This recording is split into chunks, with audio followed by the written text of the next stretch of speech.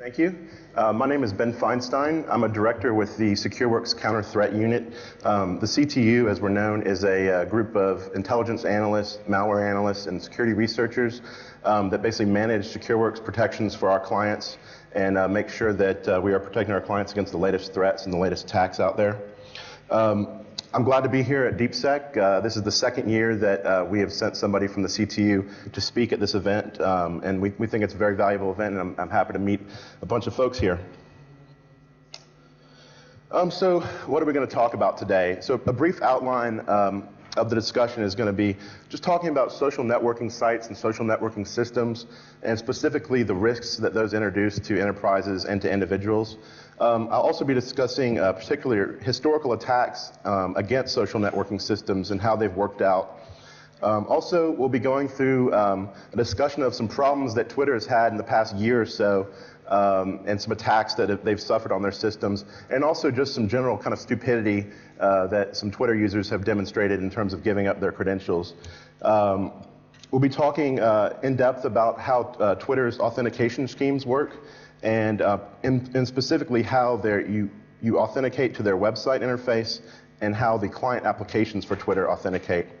We'll be doing a little bit of discussion of how Twitter can be used for botnet command and control, and we'll wrap up with some ideas for some areas of future research.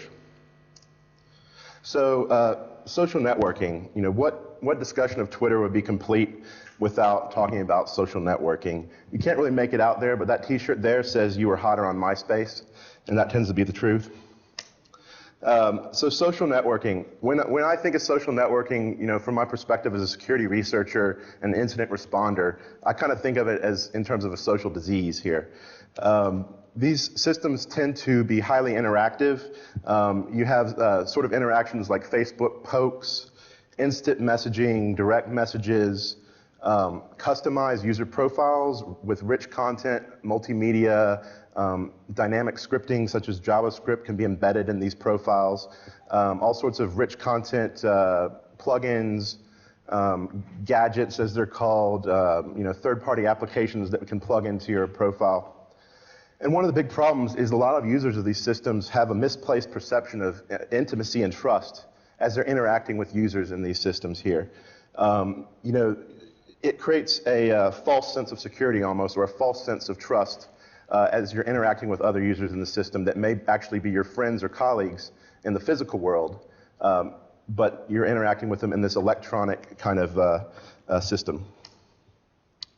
So other issues that social networking sites and systems present is there's really a blurring of boundaries. One, in terms of technical boundaries, such as security or trust boundaries of a formally defined system. But other issues are a lack of personal boundaries. That's not really a technical issue, but it's demonstrated in the sort of information that people seem willing to share with these systems that they may not be comfortable sharing actually in the physical world. And also, as you look at it, you can sort of see these networks in terms of graph theoretic properties, in terms of degrees of separation from different nodes in the graph, and also in terms of the connectedness, if you're familiar with these computer science graph theoretic terms, the connectedness of nodes in the graph in terms of you know, how connected you are to other nodes. And the reality is that most of the most heavily connected nodes are not really real people. They're typically marketing or PR operations acting on the behalf of a VIP, a celebrity, a politician, or a corporation.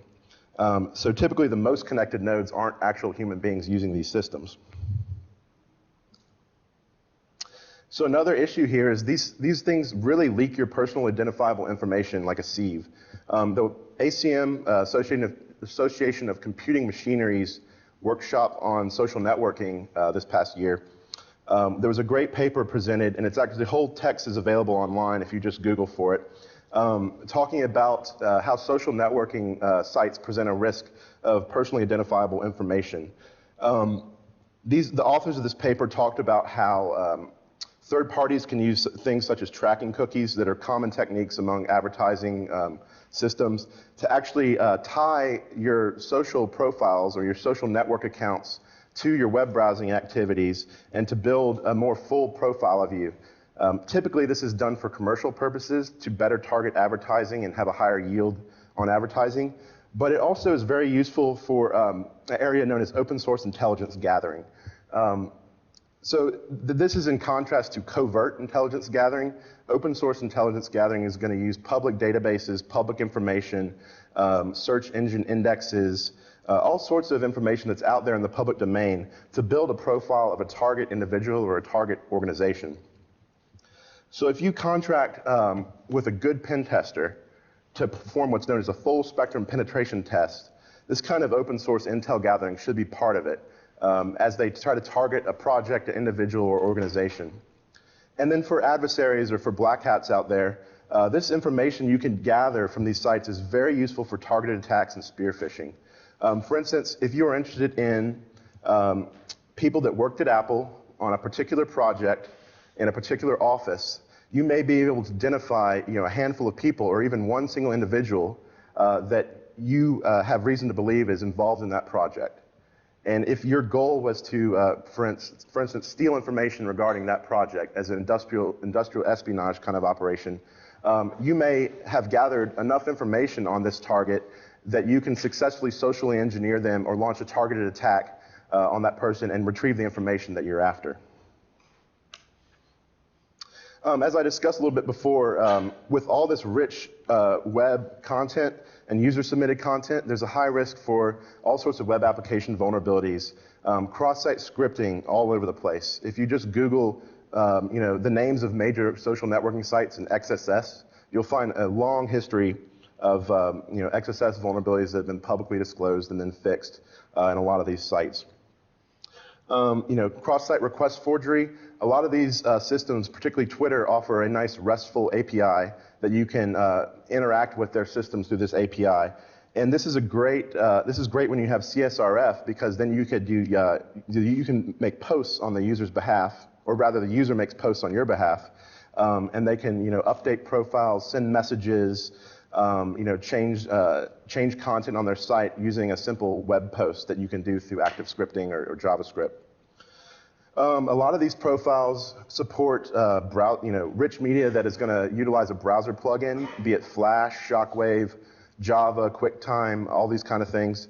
And what this does is really open you up for wholesale client-side exploitation. These sites are actually great environments if you're looking to find a large victim population for client-side exploits. And also they present a target-rich environment for social engineering, as I said, because of the false sense of intimacy and the amount of information that's out there on these individuals. So here's from July 5th, 2005. This was in the press here. Basically, the head of the UK's MI6 intelligence agency traditionally goes by a code name, and his identity is held secret for security reasons. His wife had a Facebook profile, and she had actually gone in and she had set some decent privacy settings for her Facebook profile. What she had also done is she had joined a London metropolitan area geographical group inside Facebook. And what she did not understand, and what wasn't clear to a lot of people, is that privacy settings of geographical groups would basically take precedence over some privacy settings for general profile restrictions. So she posted on her Facebook how proud she was that her husband had just been appointed to head the Secret Intelligence Service of the UK.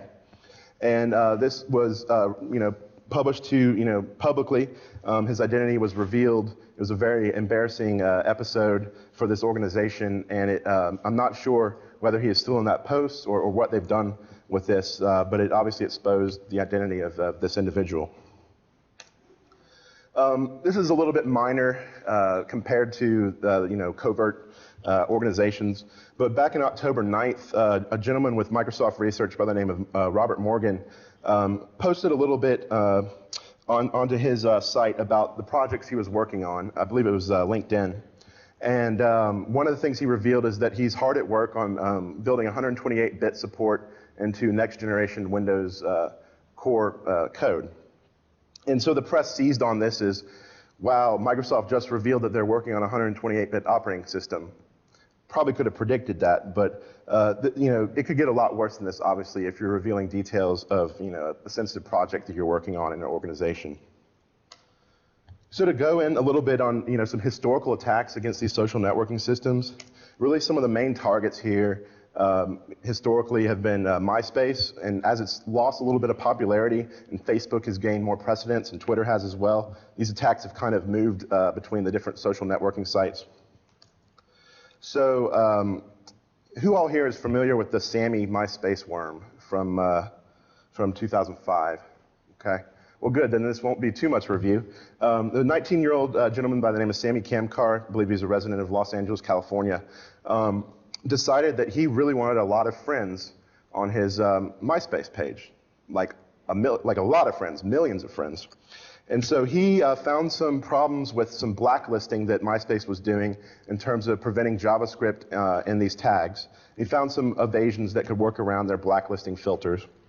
So he created a wormable cross-site scripting payload and updated it to updated his profile with this payload. And what happened was when someone viewed his profile with this script on it, excuse me, the JavaScript would execute in the context of the victim's browser, who's logged into MySpace at the time. It would alter their profile to display the string, but most of all, Sammy is my hero, in their profile. It would go and send a message to all of the victim's friends in MySpace containing that cross-site scripting payload. It added that victim to his friends list, and then it also then infected their profile with the malicious payload. So within about 20 hours of unleashing this worm, this is 2005, over 1 million users had run the payload and become his friend. And this was actually one of the fastest spreading computer viruses. I mean, virus might be a misnomer, but computer worms, computer viruses in history. 20 hours, 1 million hosts or user accounts had been infected. MySpace obviously swung into action, performed incident response, cleaned up the issue, disinfected all the profiles, and then filed suit against Kamkar. So Sammy pled guilty to a felony charge in January 2007. He was sentenced to 3 years probation, 90 days of community service, and had to pay undisclosed restitution to MySpace to help compensate him for the damages he did.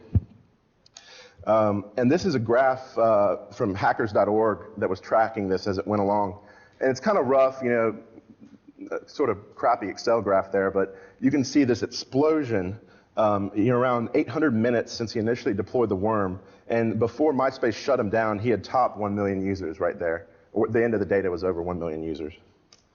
And Sammy was blogging about this on his own blog as this was ongoing. So this source here is Sammy Kamkar himself. This is a screenshot he took and posted to his blog. The rough kind of Photoshop work is his own work. And you can see he's bragging about all the attractive women that are now his friend on his MySpace. And you can barely see it, but up top, where he points out the number of friends, 919,000, he says, "Please don't press charges," in his screenshot on his blog. Unfortunately, MySpace did not heed that request. So just recently, in September '09, there was a month of Facebook bugs. And an anonymous gentleman going by the handle The Harmony Guy spent a lot of time analyzing Facebook or third-party Facebook applications. And he coined this new term for vulnerabilities, FAQs, Facebook Application XSS and Cross-Site Request Forgery. He identified over 9,700 different third-party Facebook apps that were vulnerable to this combination of cross-site scripting and cross-site request forgery. Fully over half of those had been certified Facebook verified applications by the Facebook team that examines these things. So in terms of the set of vulnerable applications he discovered, 6 out of the top 10 were the most popular apps in all of Facebook that accounted for over 218 million users, active users per month. So 218 million users were using vulnerable applications per month, as he identified. It also, 7 of the top 10 developers by popularity and volume of product had these issues. All these vulns were patched I'm not sure how you would run a disclosure process with 10,000 different applications, but somehow he managed to notify these application developers and have it fixed. And then on to less technical attacks, social engineering. These social networking sites are great because the viral propagation network, or viral propagation nature of communicating through them. And also things like Twitter's trending topics can be used to enhance the social engineering effectiveness of an attack. The attacker can programmatically look at what the hot topics are of discussion that day or that hour, and then craft messages, spam, that leverages these popular topics and might look more topical, more interesting to someone that receives it. Particularly the Kubeface family of malware has been utilizing this technique a lot. They'll socially engineer you into going to a site to view a video. And they've set up fake YouTube sites, essentially a YouTube phishing site, and then it'll socially engineer you. You must install the new flashplayer.exe to view this content. And of course, it's not Flash Player, it's actually a Trojan downloader, first stage, and it will pull down whatever malware the bad guys are getting paid to install that day. So on to Twitter. So Twitter has been experiencing tremendous growth. And one of their strategic areas of growth has been in SMS subscribers in developing nations.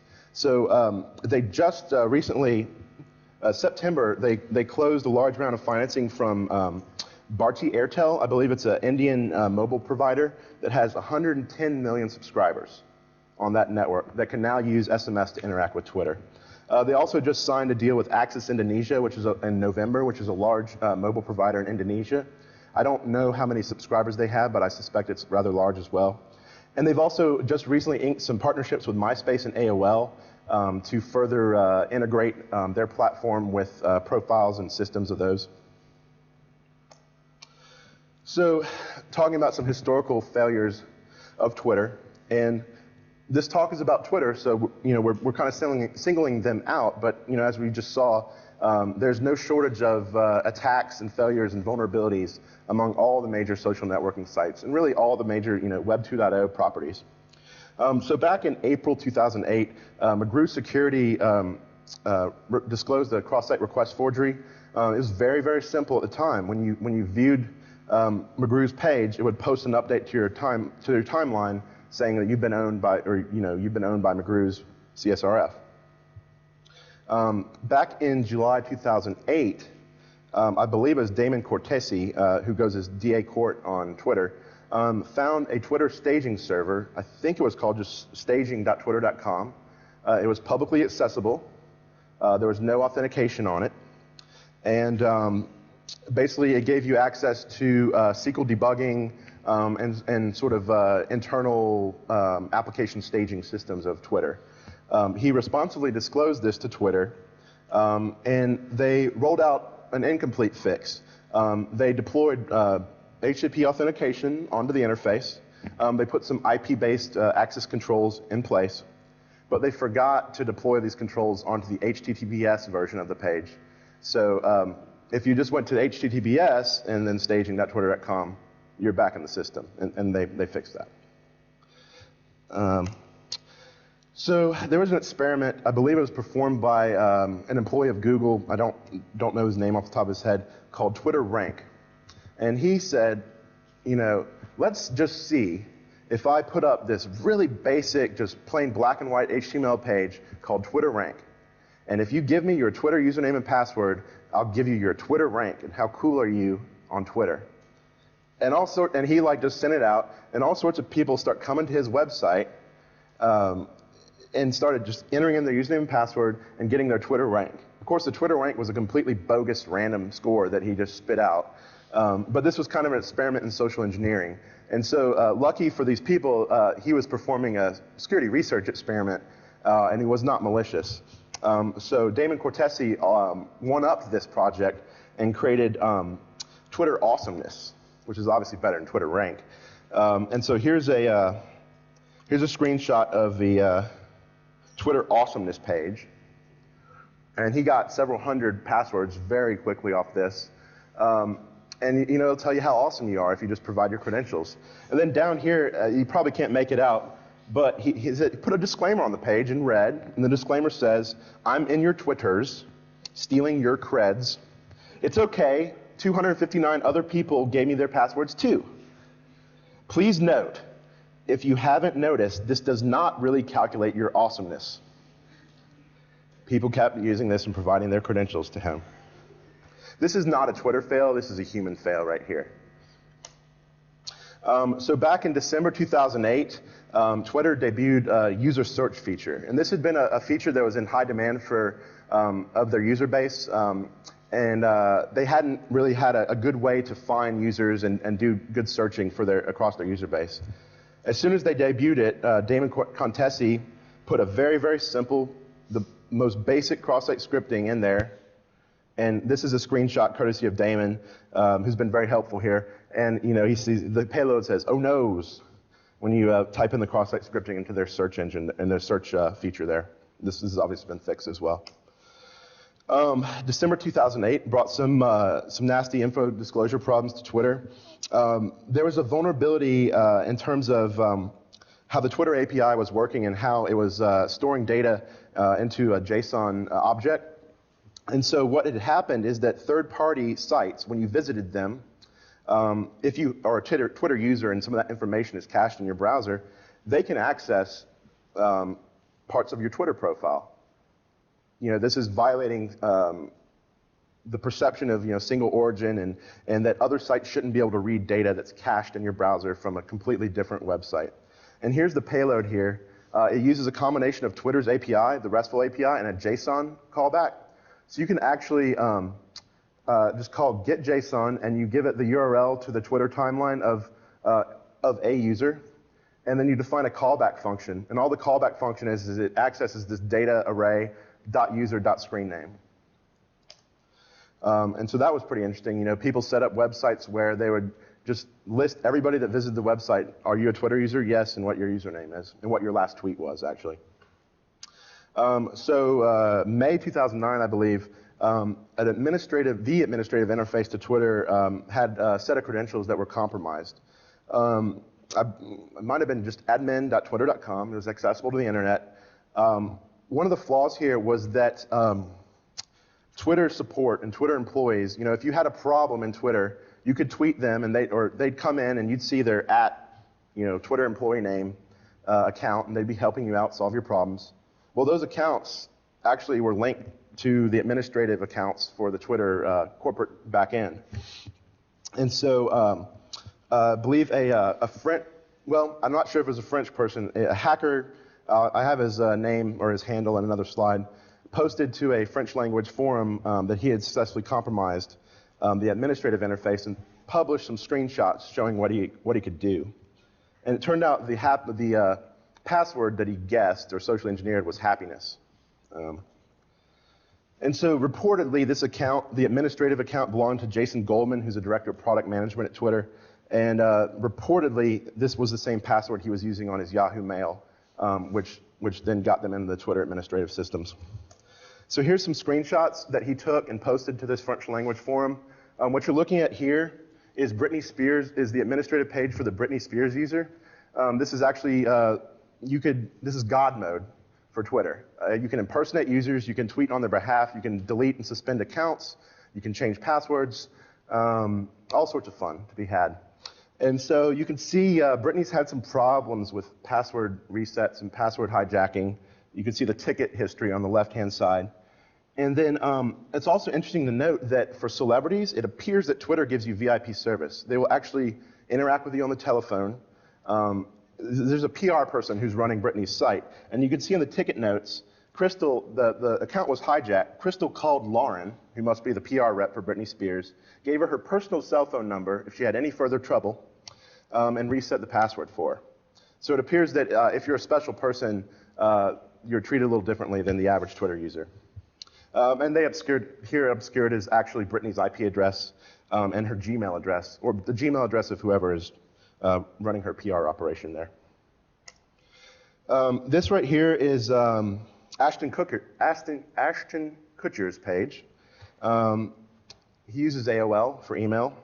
and he uses TweetDeck for his posting. And the other interesting thing is you could see a little bit of users that he's blocked or chosen to block.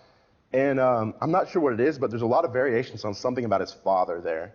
There's Drunken Stepfather, Ashton's father, Ashton's daddy are users that he's blocked. And he also blocked Perez Hilton for whatever reason.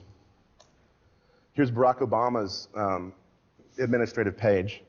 The IP, again, the IP and the email address are obscured. And you can see a lot of password changes were occurring early in January 2009. I'm not sure whether someone kept hijacking the password or what, but soon before his inauguration, he had some problems on this profile.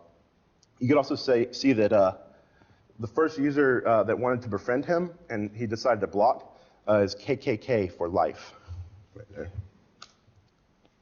So the Mikey Twitter worm, cross-site scripting worm, April 2009, Twitter suffered a really nasty cross-site scripting worm outbreak over the Easter holiday. So the potential victim would receive a tweet saying, hey everyone, join stalkdaily.com, it's a site like Twitter, et cetera, et cetera. So this was a competitor to Twitter that had launched a cross-site scripting worm within Twitter to solicit new users for their system. So the link would take you to a page that served up a cross-site scripting attack payload, and it caused your profile to send similar Twitter messages to all your contacts. As a side note, also ongoing in April 2009 was the so-called race to 1 million on Twitter. What this was a race to see who could be the first person on Twitter to have 1 million followers. It was a very, very close battle between Ashton Kutcher and 4chan, but 4chan got cut off just before they reached the finish line by Twitter security team. 4chan had actually scripted up all the captchas, scripted up the account creation process. They weren't just soliciting friends, they were creating hundreds of thousands of Twitter accounts and joining up to the designated 4chan champion who was going to defeat Ashton Kutcher. So here's a screenshot of the payloads from the Mikey Twitter cross-site scripting worm. You could see all these people have been infected with it. They're tweeting out to their contacts this payload here. That link will take you to a cross-site scripting payload that will then infect your profile and further propagate. And here's the payload of the attack. It's interesting to note, Twitter had implemented some cross-site request forgery mitigations in terms of a token, but this goes to show you that in the presence of a cross-site scripting worm, these cross-site request forgery tokens are useless, essentially. And you can see here, authenticity token, he scraped it off the initial request, so that didn't work. And basically, he did a little bit of trick, URL encoding his payload, and then he had the free web hosting with x.js that served up his payload there. And he kept using several variations of this. He whacked a few thousand accounts early in the morning. Twitter swung into action, shut him down. That afternoon, he launched another variation of the worm with a different parameter and a different obfuscation. So over 2 or 3 days, Twitter would shut him down, patch the hole. He'd jump back in there with a new cross-site scripting payload until finally they shut him down for good. So here's the confession of the gentleman that was behind this, Mikey, on the Stalk Daily website, which was the site that he created. And he says, I have came clean and have accepted the responsibility for the worm. Read the interview here. And he performed an interview with some news site. And here's a public statement that was posted on Twitter's corporate blog talking about the stalkdaily.com worm and reassuring their users that their passwords and phone numbers and sensitive information were not compromised as part of this attack. Someone launched another worm called the Cleaning Up Mikey worm. What this worm would do is it would remove the payload from infected profiles, and then it would tweet out to the contacts, Twitter, hire Mikey, and it had Mikey's home phone number, personal phone number there. So they were cleaning up after him, but they were a little sympathetic and say, hey, this kid's smart, give him a job. Otherwise, he's going to keep getting in trouble. And here's a picture of Mikey himself. Looks a little gothy, kind of. Probably a teenager, I'm not sure. And I'm not sure what happened to him, whether he faced any lawsuits or any criminal penalties, but you can see down at the bottom, he posted his cell phone and his home numbers. Call me, it's my real number. So I mentioned earlier KubeFace. KubeFace is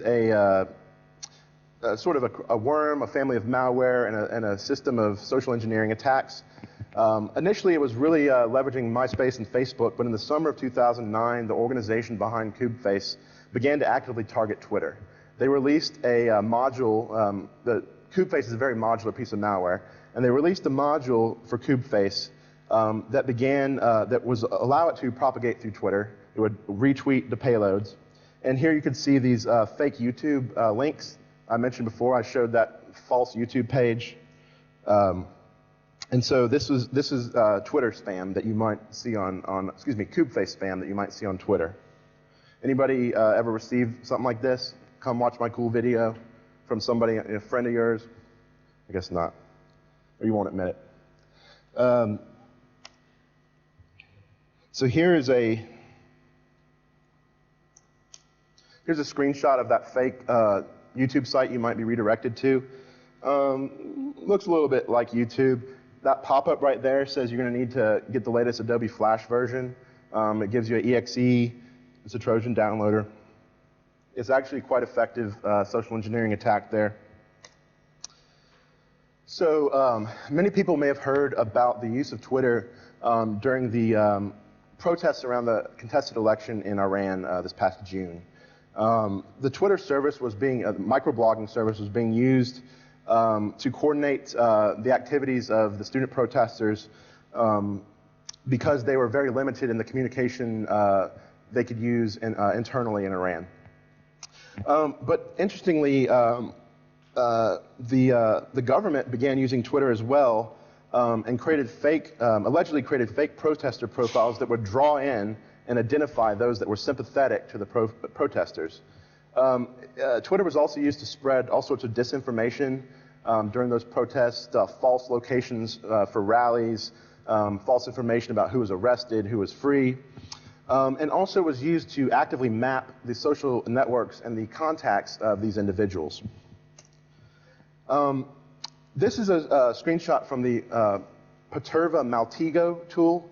Maltego is a great tool for open source intelligence gathering. It does all sorts of network visualizations.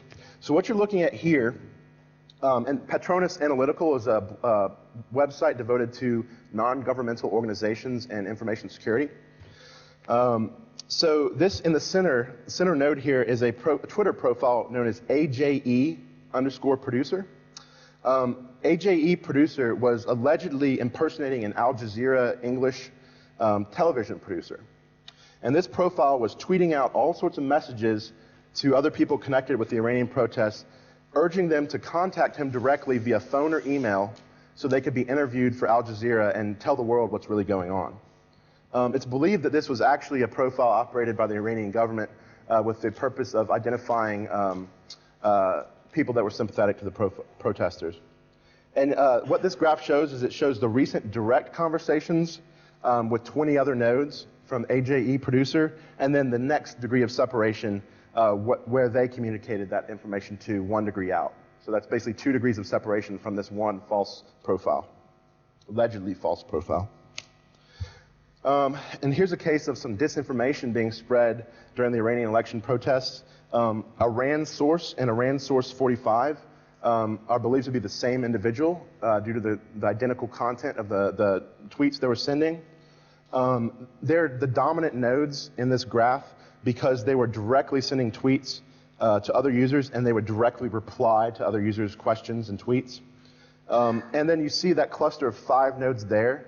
That's a group of anti-spammers or anti-disinformation operators that were trying to counter the operations of these 2 Iran source accounts there. So hopping back to some problems that Twitter had faced, we're kind of going down the timeline here. So this past July, actually I'm not sure if it was Twitter's CEO, it was the founder named Evan Williams. His wife and other Twitter employees were targeted by Hacker Crawl, who was the same individual who got into the administrative interface in May. Again, he posted some information on a French language forum, and he collected 310 internal documents, zipped them up, and sent them to various media outlets. These documents included, meeting notes, partner agreements, financial projections of the corporation, information about employees, their meal preferences, their calendars, their phone logs, email addresses. And reportedly, Twitter was using the Google Documents cloud-based Office suite to manage this information. And through some unknown mechanism, the password to one of their founders was compromised. And he hopped through other accounts, including the guy's wife, and got their email and some other things. Interestingly, only one media outlet chose to publish any of these documents. TechCrunch published a selection of the documents, redacted some of the information, and faced a good bit of criticism in the community for publishing these pilfered documents. They felt that their position is that these documents had enough news value and that they did not publish the sensitive documents and they redacted some information. So they felt that as a news organization, it was their duty to spread the news. So month of Twitter bugs, July 2008. Avi Raff, who's a great security researcher out of Israel, I believe, decided to just designate July as one of these month of bugs. And he did not actually investigate Twitter itself. He focused on third-party sites that integrate with Twitter. These are like your TwitPics, or there's a huge range of sites that integrate with Twitter. And what he found was that actually there was a lot of vulnerabilities out there, a lot of really basic cross-site scripting, cross-site request forgery, but a lot of these sites were quite responsive and would fix the issues within hours of being reported. So there's issues, but the folks were being pretty responsive and they were addressing them in a good time frame.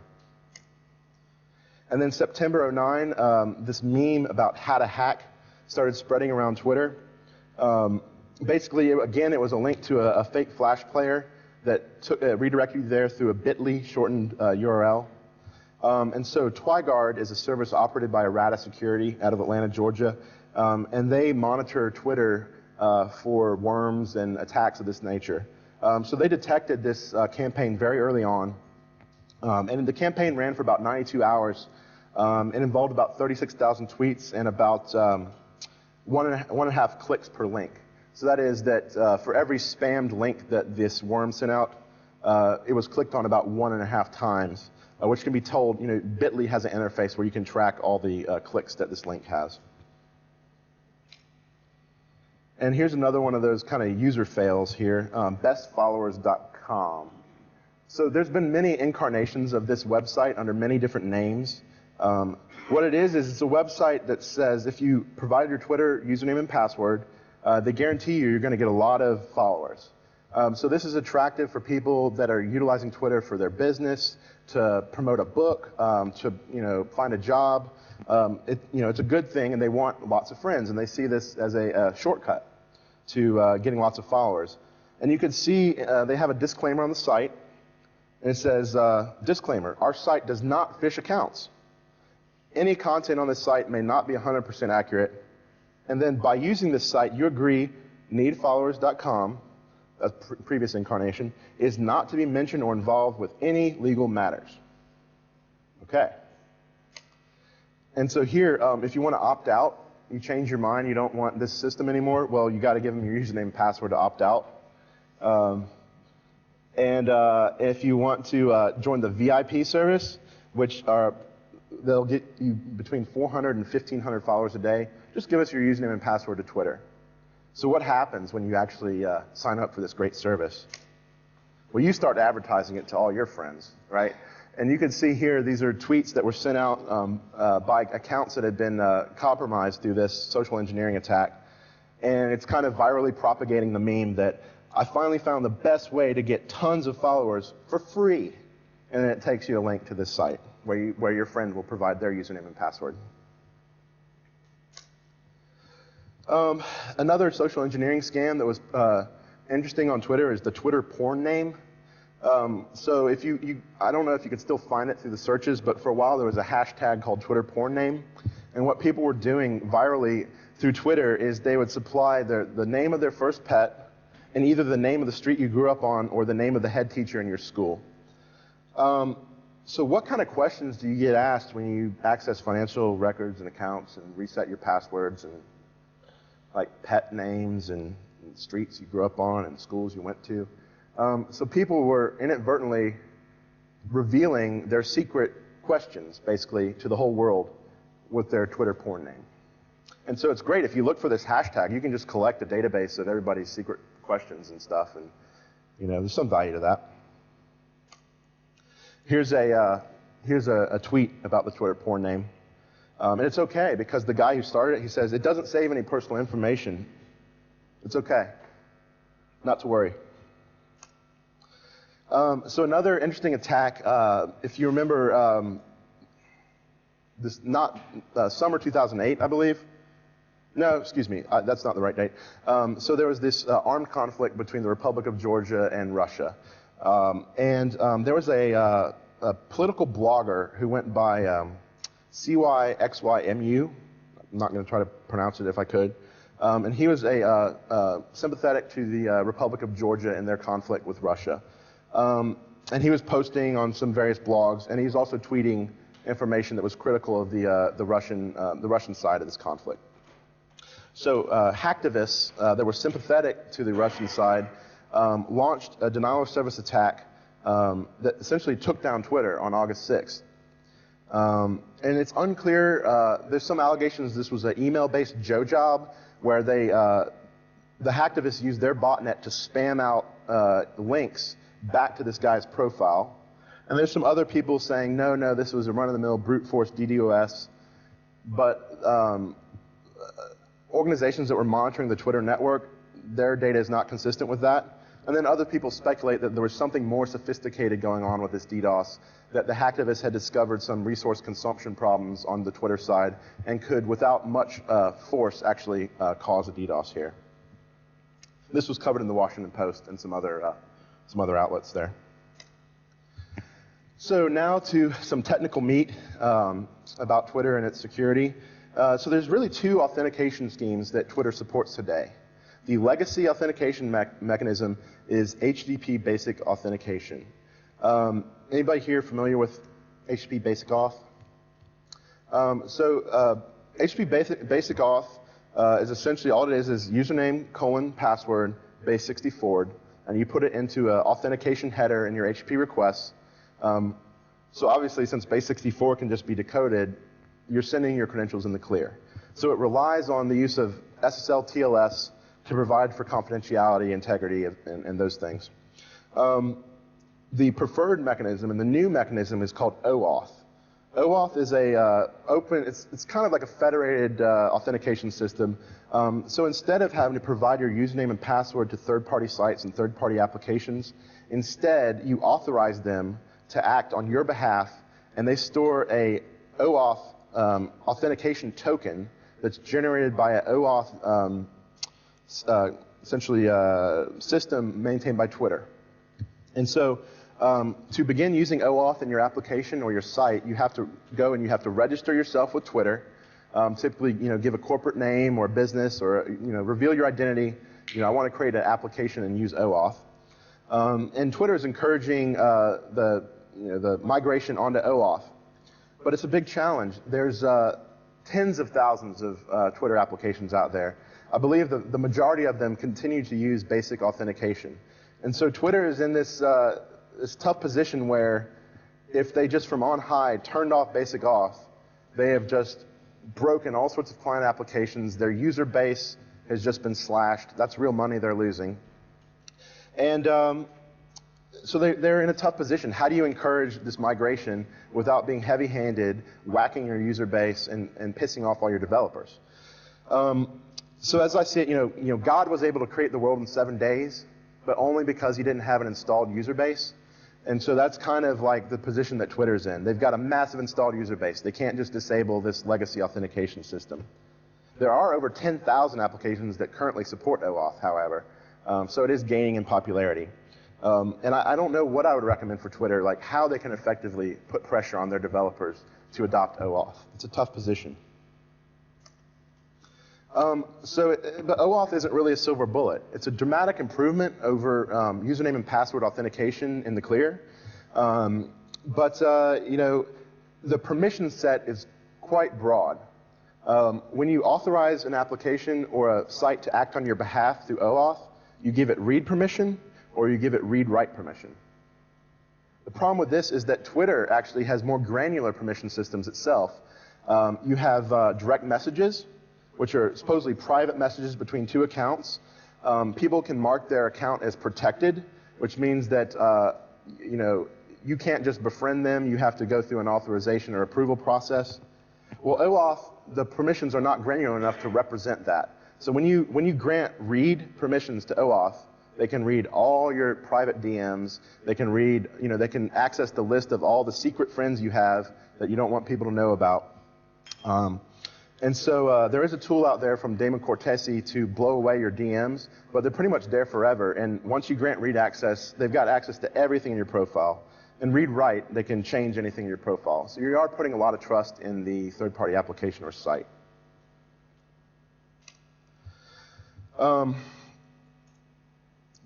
So the way it works is that you authorize these sites, and they get a token back from Twitter that they then store, and they can use that credential token. And it's not your username and password. It does not reveal your username and password. But to the back-end authentications of Twitter, you have granted that site the ability to act on your behalf, either read or read-write. And so Twitter is a botnet command and control mechanism. So back this past summer, I was thinking about some ideas for interesting research. I had just started using Twitter a few months before and found it pretty intriguing and pretty interesting environment. So I postulated that it would be possible to use Twitter as a distributed and resilient command and control mechanism for botnets. So I wrote up my CFP submission to DeepSec, and one of the aspects I plan to talk about into research and was to build a proof of concept Twitter command and control mechanism.